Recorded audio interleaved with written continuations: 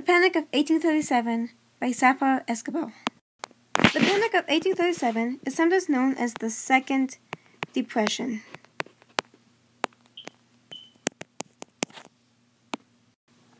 It contains all the symptoms: bank failure, debts owed, and less crops being grown.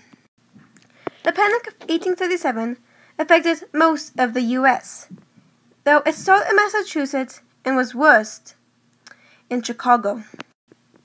This catastrophe lasted from 1837 through 1842. This depression had disastrous effects. Money was running low, and it all started with the bank. The main reason the Panic of 1830s happened was because banks were failing. The banks used up too much money on Maine's timberlands, ending up owing debt which they made the landowners pay, resulting in less money being left over for the economy.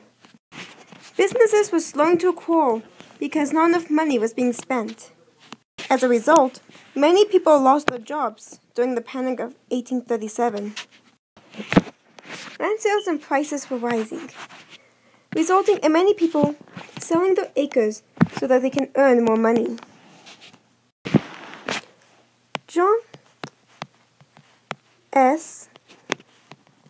Wright earned money by buying these lots, then selling them again for a higher price. By doing this, he earned more than $200,000, which would later help the state of Chicago. Later on, when businesses were slowing to a crawl, John Frink showed up.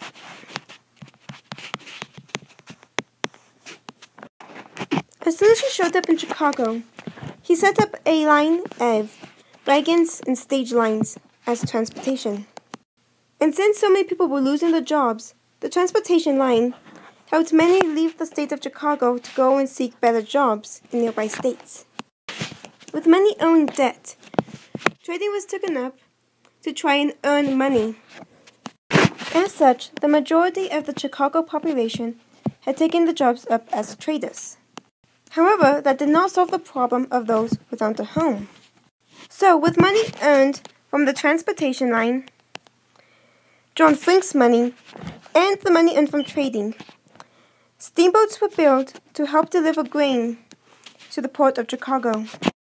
Though as more progress began, a higher need of transportation was needed. That was complied when railroads were made. With all the progress being made, the Panic of 1837 soon ended in the year 1842, and those who had lost their money had it later recouped.